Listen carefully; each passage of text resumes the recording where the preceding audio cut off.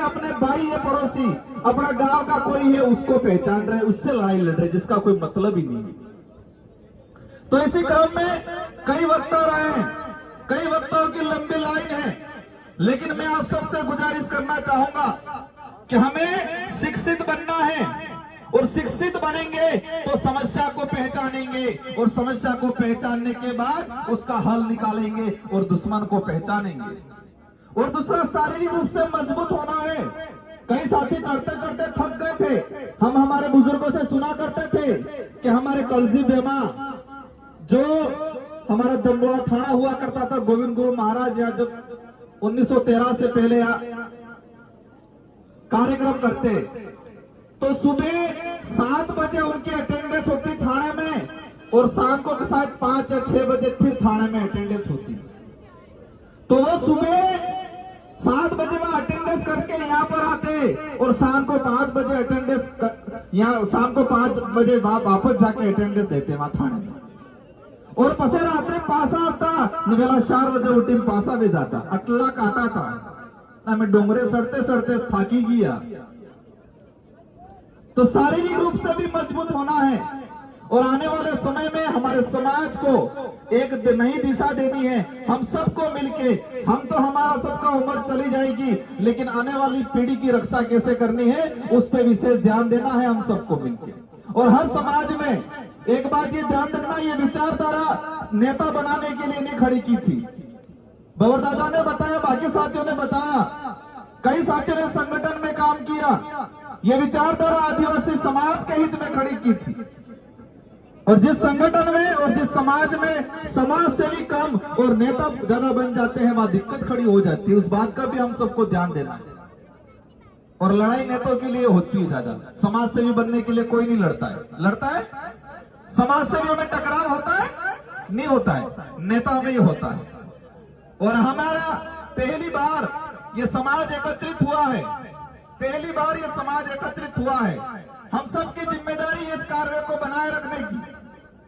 अगर हमें अभी दिक्कत हो गई तो आने वाले 20-25 साल, 50 साल तक ये समाज वापस एकत्रित नहीं हो पाएगा, उस बात का ध्यान रखना। अगर अभी ये लड़ाई, कई लोगों को लगता है बिल प्रदेश कैसे बनेगा, मैं कहता हूं अगर ये कारवा ऐसे ही बढ़ता गया, बहुत जल्दी 15 से 20 सालों के अंदर बिल प्रदेश बन जाएगा। हमारी नजरों के सामने बिल प्रदेश बनेगा। कई लोगों को सपना लगता होगा, लेकिन इस बात का भी ध्यान रखता है। संचालक महोदय साहब पास में आज आ रहे हैं, आप सबको खूब खूब जोहार। सभी शांतिपूर्वक तरीके से जाए। कुछ मैसेज मैंने ग्रुपों में डाले थे, उसका विशेष ध्यान दिया जाए। और हमारे शासन प्रशासन को भी, हालांकि पार्किंग में मुझे लगा शासन प्रशासन सिर्फ शो करने के लिए खड़ा किया था, ऐसा लगा, पार्किंग में ध्यान नहीं दिया जाता। एक यहाँ निमेश खाट, जो भी मेरे पास मैसेज आया, जिसका सीकर में इसकी डेथ हो गई, अभी तक कुछ नहीं हुआ।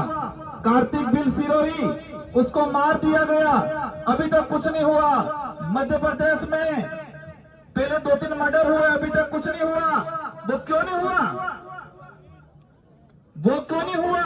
वो इसलिए नहीं हुआ कि इन नेताओं को पता है ये समाज चुनाव आने के से पहले सब भूल जाता है। ये समाज चुनाव आने से पहले भूल जाता है, इसलिए उनका समाधान नहीं हुआ। और उधर एक आदमी मर जाता है, 2-2 नौकरियां मिल जाती है, 50-50 लाख मिल जाते हैं, और सीएम खुद उनके घर पे आ जाता है। हमारा भाई मर जाता है, उसके 6-7 कार्तिक बिल, 6-7 महीने हो गए, परिवार बाहर बैठा हुआ है। हनीमेश खाट का अभी तक कुछ नहीं हुआ। बांसवाड़ा में 2-2 मंत्री लेके बैठे हैं बांसवाड़ा वाले, अभी तक इसका कोई समाधान नहीं हुआ। उनको एहसास कराना है कि ये समाज चुनाव के वक्त बिकने वाला नहीं है। अब ये एहसास कराने की जरूरत है। अब आज ठान के जा, हमने बोल दिया, आपने सुन लिया, घर पे जाके भूल गए, ये चीज नहीं होनी चाहिए। यहाँ पे जो आपने नारे लगा दिए, मेरी भी जयकारा बोल दी, भंवर जी की भी बोल दी, कांति दादा की बोल दी, आरपी दादा की बोल दी, आप सबकी बोल दी, लेकिन घर पे जाने के बाद आप भूल जाओगे, छोटी छोटी लड़ाइयों में वापस घुस जाओगे, तो हमारा उद्देश्य पूरा नहीं हो पाएगा। गांठ बांध के जाए सब कि हमारा दुश्मन मेन कौन है, हमें लड़ाई लड़नी कैसे है और लड़नी किससे है, उसको आज पहचान के जाए। और ये गुस्सा बरकरार रखे आज से दिसंबर 2023 तक, और 2023 दिसंबर में इस तरह से इस गुस्से को फोड़े कि आने वाले समय में सबके ये ताले लोक हो जाए। इन्हीं शब्दों के साथ आप सबको जय जोहार, जय आदिवासी, जय भील प्रदेश।